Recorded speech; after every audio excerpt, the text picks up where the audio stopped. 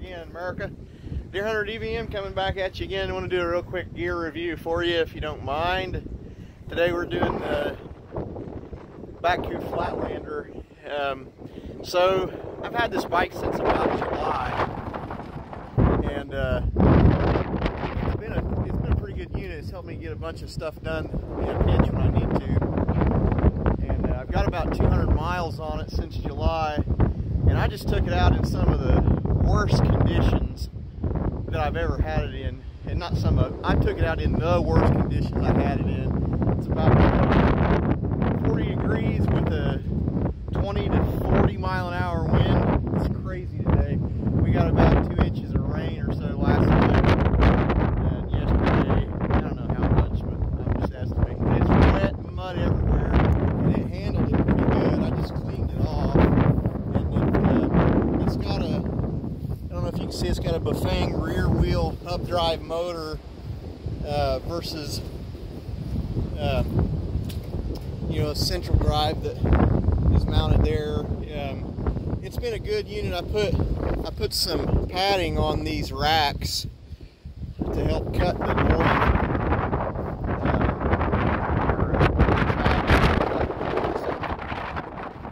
Strap down to it. I put these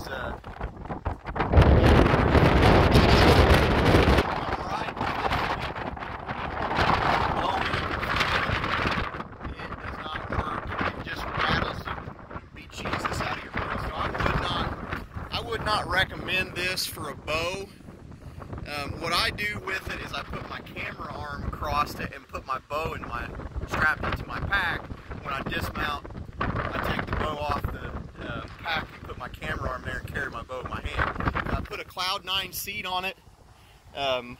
Absolutely necessity if you're an old fat guy like me. You gotta have a nice cushier seat than what comes stock on it. If you're a littler guy, probably not that big a deal, but I needed something for my big ass. What else was there? Oh, different battery sizes. I just got the standard. The battery clips right in here. Clips right in here. This is your battery supply indicator if you don't have it powered up. Got a little key that you use to take that battery off. And I just got the 14.5 milliamp battery. They make them up to 21, and I thought, oh, I'll never need that. If I had to do it over again, I would definitely buy the bigger battery. Definitely buy the bigger battery. But the Flatlander does what it says it's going to do. Like, no joke, I had a couple problems with it out in the muck and the mire today, but really it pretty easily fixed. I popped a zip tie that holds your hub motor connection together, that gets power from your battery, and all I had to do was interpret the error code and kind of diagnose it out in the field. Also, I got a bunch of stalks and crud built up on the sprockets and the chain, and I threw the chain off on it once, so I had to get off and fix that. But like, if you'd have seen some of the shit that I was putting this bike through, you'd have been like, you're nuts. Like, I one time rode it through what I thought was a farm lane, like mud puddle, and it was more like a it was more like a moat. Lots of water in it. So so far so good. It's held up to what I've you know, expected out of it. And you know, these tires are awesome. These Maxxis tires, boy, they're excellent. I just can't say enough about it. I'll tell you another thing that I don't care for is this flimsy ass little fender. See that it comes loose right there sometimes with a lot of vibration, and this little headlight they have stock on it, it sucks. You need a different light.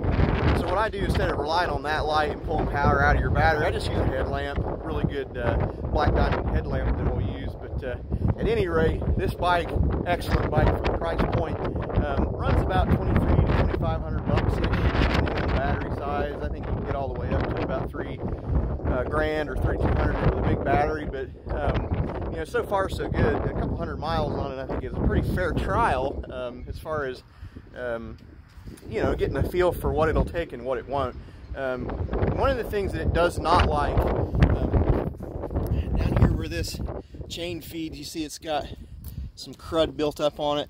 This tends to this tends to get a lot of chaff and crap wound up in it, and sometimes it'll throw that chain.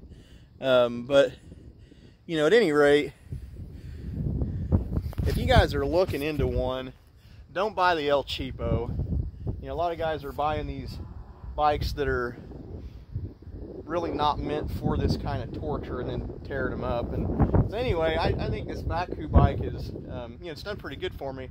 And I think what I'll probably do is, at the end of the season, I will probably sell this bike and upgrade, or should say, excuse me, sell the battery and upgrade to the 21 milliamp battery, or maybe just keep it for a spare. But I think those batteries are like 600 bucks. They're kind of expensive, but it's your gas tank. So sorry for the long review. Hope you guys are out there killing them today. It's so windy. I was just out checking cameras, and I thought I'll go for a bike ride and 12 miles of mud and water.